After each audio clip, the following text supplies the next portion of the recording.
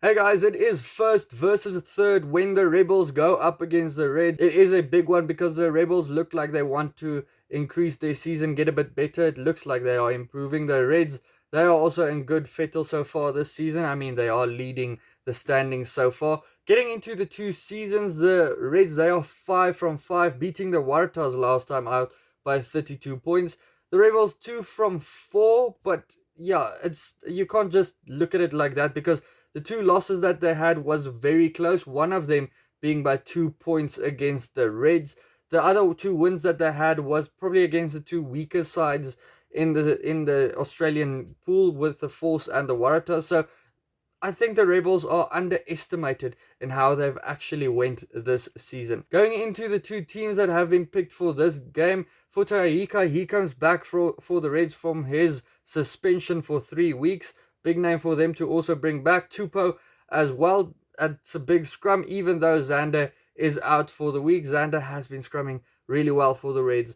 Then talking about a very good scrum with Elof and Faumasili for the Rebels. Ulisi at number 2 up against Bainga Amosa. It's two number 2s gunning for Wallaby selection or gunning for the Wallabies number 2 jersey. Ryan Smith at number 4 versus Cummins. Hosea, who's been impressive so far for the Rebels since playing for them from last year actually. For this year as well, he's been good up against Salakai Lotu, who's been quiet so far this year. McWright at number 7 with Angus Scott Young at number 6 for the Reds. Kameni, he got a shock call up to the Wallaby side as well. Didn't expect that. Hardwick at number 7.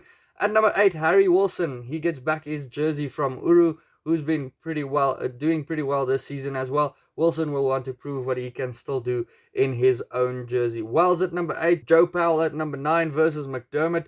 Big game again. It's two big names in the number 9 jersey in Australia. Powell has been in great form this season since joining the Rebels and playing with a guy like Tamua. Tate McDermott also in great form last week, again scoring one of those sniping tries that only a guy like him can score. The number 10 battle is the big one with the two veterans going up against each other, is the one that is always poster worthy, with James O'Connor and Matt Tamua going up against each other because they've been in good form, both of them leading their side very well as the two captains as well. At number 12, Hodge continues in the position he's been favoured in this season so far. There's a lot of shifts around in the Reds backline with Stewart coming in at number 12. Good defender to bring in as well with the dangerous Rebels backline that they are facing. Hunter Paisami shifts out to number 13 from the 12 position. I actually thought Paisami's been doing really well at number 12. But he has a big game up against a guy like Illy, the 29-year-old, has been doing very well so far this season. There's also a couple of other shifts in the back line with a guy like Bryce Hegarty coming in at number 15 for the Reds. It's his 99th game this week around. Campbell moves from the 15 to the 11. I can't remember seeing him play at the wing a lot, maybe a couple of years ago. Correct me if I'm wrong, but he is always a dangerous guy. Pataya shifts from the 13 to the 14. Dangerous guy. If he gets his hand free and gets a pop through, you know there's a try coming. Frank Lamani goes onto the wing. He's actually a scrum half, but this season he's kind of been a utility back. Kuribetti at number 11. He's been very dangerous as well, racking up a lot of meters and a lot of carries for the Rebels. And Pincus on number 15.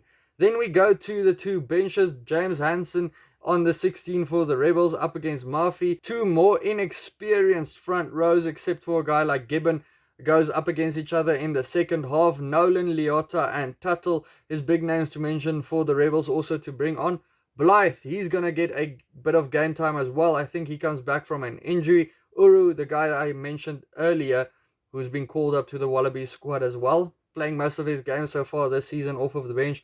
And you know he's making a big impact if he gets called up to the Wallaby squad with that game time. There's a couple of youngsters on the bench for the Reds as well, joining a guy like Daugunu as well. He can put in a big shift coming off of the bench, score a couple of tries. And then there's two 7-stars on the bench for the Rebels in Holland and Skelton. Guys, getting into the prediction here, will you back anyone else than the Reds to win this one? Yes, the Rebels have been in good form. They've had two close losses and two wins as well, so they've had good seasons so far. But on the other hand, the Reds look like they're going to run away with the season, or at least want to win every game and try and get a close game against the Brumbies. So they'll want to win this one. For me, the Reds to win this one by 9 points. Let me know your prediction down in the comments below. Also, check out these videos next to me. Hit the subscribe button if you do like the channel. And then I'll see you for the next one. Cheers.